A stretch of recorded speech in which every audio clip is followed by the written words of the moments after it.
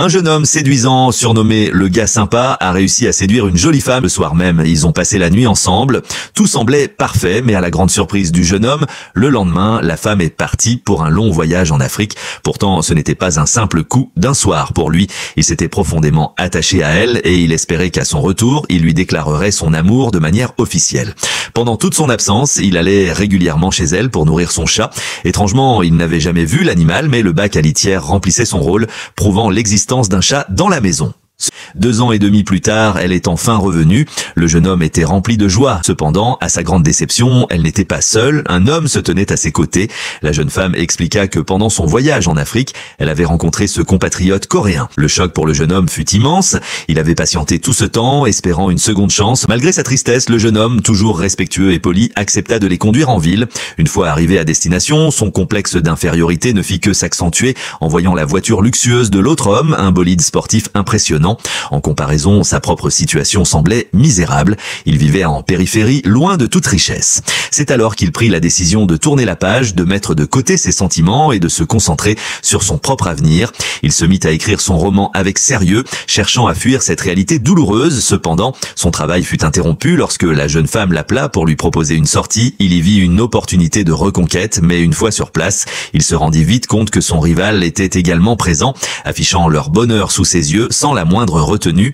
Ce soir-là, après cette sortie pleine d'émotions contrariées, ils l'invitèrent à dîner chez eux. L'intérieur de la maison, bien que modeste, lui semblait accueillant, ajoutant à sa jalousie. Au cours de la soirée, il fit une découverte étrange dans la salle de bain, un petit tiroir rempli de bijoux bon marché. Bien que cela lui ait paru étrange, il ne chercha pas à comprendre davantage et retourna dîner avec eux. Alors qu'ils discutèrent tranquillement, le jeune homme ne put s'empêcher de comparer leur vie. Lui et son rival n'avaient que 6 ou 7 ans d'écart, mais leur situation semblait incomparablement différente. La jeune femme, quant à elle, était persuadée d'avoir trouvé un homme parfait, son prince charmant. Plus tard, le couple invita le jeune homme à les rejoindre à une soirée avec des amis. Là, la jeune femme devint rapidement le centre d'attention, comme si elle se produisait dans un spectacle. Les autres invités la regardaient, fascinés, mais le jeune homme ressentait un malaise grandissant. Il voyait bien que son rival, bien que souriant, semblait vide à l'intérieur. La fête se poursuivit et la jeune femme, euphorique, entama une danse apprise en Afrique. Quelques jours plus tard, la jeune femme et son compagnon rendirent visite au jeune homme chez lui, en pleine campagne.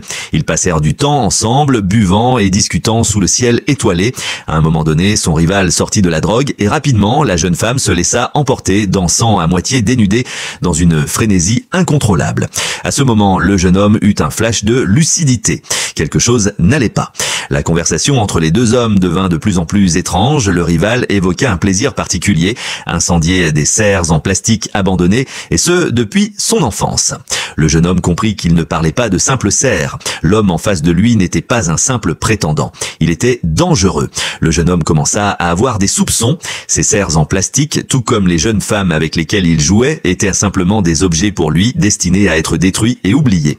Lors d'une nouvelle visite chez son rival, il découvrit un détail troublant. La montre de la jeune femme, disparue depuis plusieurs jours, était dans un tiroir de la salle de bain. Pire encore, un chat, étrangement familier, rôdait dans la maison.